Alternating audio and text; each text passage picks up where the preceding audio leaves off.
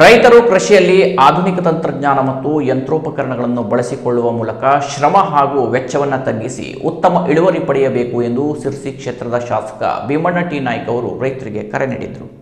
ಸಿರಸಿಯ ಸಹಾಯಕ ಕೃಷಿ ನಿರ್ದೇಶಕರ ಕಚೇರಿ ಆವರಣದಲ್ಲಿ ಕೃಷಿ ಇಲಾಖೆಯ ಕೃಷಿ ಯಾಂತ್ರೀಕರಣ ಯೋಜನೆಯಡಿ ಆಯ್ಕೆಯಾದ ಅರ್ಹ ಫಲಾನುಭವಿಗಳಿಗೆ ಸರ್ಕಾರದ ಸಹಾಯಧನದಲ್ಲಿ ಮಂಜೂರಾದ ಪವರ್ ಟಿಲ್ಲರ್ ಉಪಕರಣಗಳನ್ನು ಅಧಿಕೃತವಾಗಿ ವಿತರಿಸಿ ಅವರು ಮಾತನಾಡಿದರು.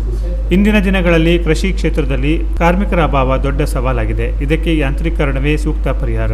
ಸರ್ಕಾರವು ರೈತರ ಹಿತದೃಷ್ಟಿಯಿಂದ ವಿವಿಧ ಯೋಜನೆಗಳಡಿ ಸಹಾಯಧನ ನೀಡಿ ಯಂತ್ರೋಪಕರಣಗಳನ್ನು ಪೂರೈಸುತ್ತಿದ್ದು, ರೈತರು ಇದರ ಸಂಪೂರ್ಣ ಸೌಲಭ್ಯವನ್ನು ಪಡೆದುಕೊಳ್ಳಬೇಕು ಎಂದು ಶಾಸಕರು ತಿಳಿಸಿದರು. ಈ ಸಂದರ್ಭದಲ್ಲಿ ನಗರ ಯೋಜನಾ ಪ್ರಾಧಿಕಾರದ ಅಧ್ಯಕ್ಷ ಜಗದೀಶ್ ಗೌಡ್ರು, ಸುಮಾ ಉಗ್ರಾಣ್ಕರ್, ಕೃಷಿ ಇಲಾಖೆ ಸಹಾಯಕ ನಿರ್ದೇಶಕ ಮಧುಕರ್ ನಾಯ್ಕ್, ತೋಟಗಾರಿಕೆ ಇಲಾಖೆ ಸತೀಶ್ ಹೆಗಡೆ, ಗಣೇಶ್ ಕಡೆ, ಕೃಷಿ ಇಲಾಖೆ ಸಿಬ್ಬಂದಿಗಳು ಹಾಗೂ ಗ್ರಾಮದ ಪ್ರಮುಖರು ಮತ್ತು ಫಲಾನುಭವಿಗಳು ರೈತರು ಉಪಸ್ಥಿತರಿದ್ದರು.